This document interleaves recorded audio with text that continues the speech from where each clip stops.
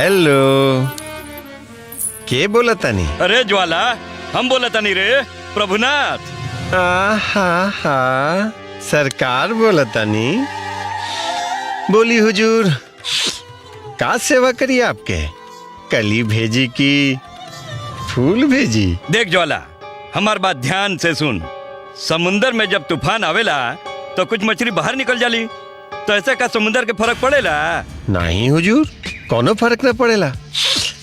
लेकिन हुजूर, रउआ कहल का चाहता नहीं, हम आपके मतलब ना बुझली। तोहरे मंडी से जे दूगो लड़की फरार भइल बाड़ी, ओके भूल जो।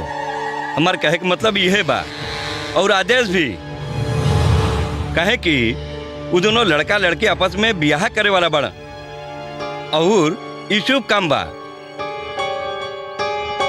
और शिव शंकर हमार खास आदमी होवन, और हम इनके जबान दे दिले बानी। अच्छा सुन, हमरे बात के उल्लंघन ना होके के चाहिए। अब हम फोन रखा तानी, बुझाई लू? जी हुजूर।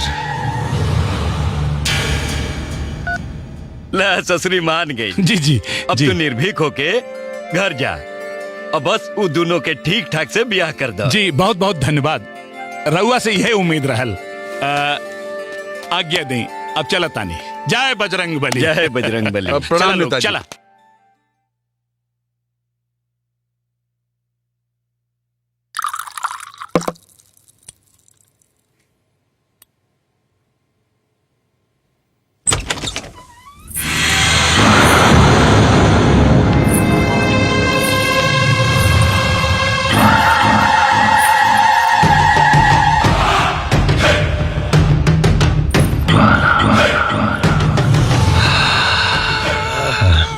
अरे ज्वाला, तू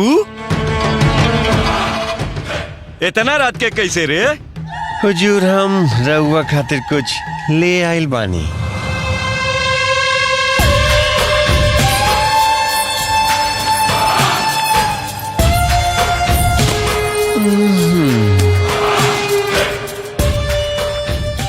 ना ज्वाला ना, ए बेर ना। तो हम कुछ कहता नहीं का हुजूर आपके? देख ज्वाला, हम कह देने नू, ए बेर ना। काहे कि शिव शंकर हमार खास आदमी बड़न। फिर हुए बात। अरे तुम कुछ कहली का? लेकिन ज्वाला, तोहारी खामोशी आवे वाला एगो तूफान के ओर इशारा कर रहल बा।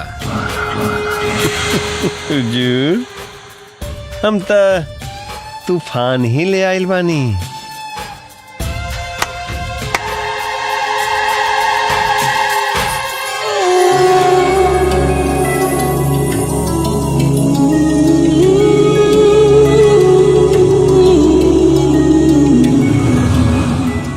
लेकिन ज्वाला, तोहारी खेल बहुत ही खतरनाक बा।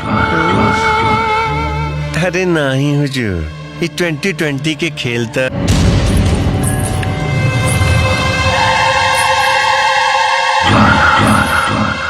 ज्वाला के डर और ज्वाला के दहशत बरकरार रखे खातिर अब तो ज्वाला के ही कुछ करे के पड़ी।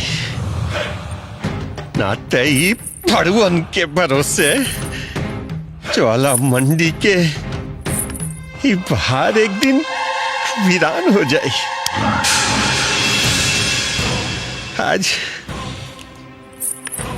आज तू वो भागल बिया, कल 10 गो भाग जाइए, तब ना ना ना ना ज्वाला अपन जीते जी अपन ये ज्वाला मंडी के चलन ही ना बने दी। बस 24 घंटा के मोहलत हमनी के और दे दी। वो सब पाताल में छुपल होकी तो हमनी के ढूंढ निकालब। हाँ मलकिनी, सिर्फ 24 घंटा।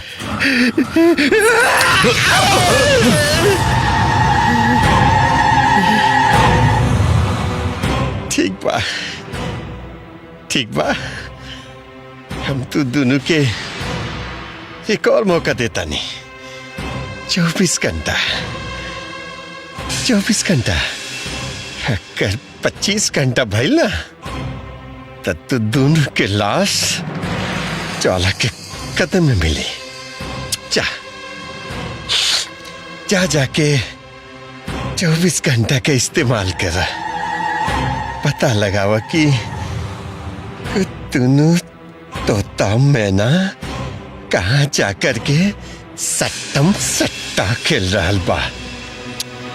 जा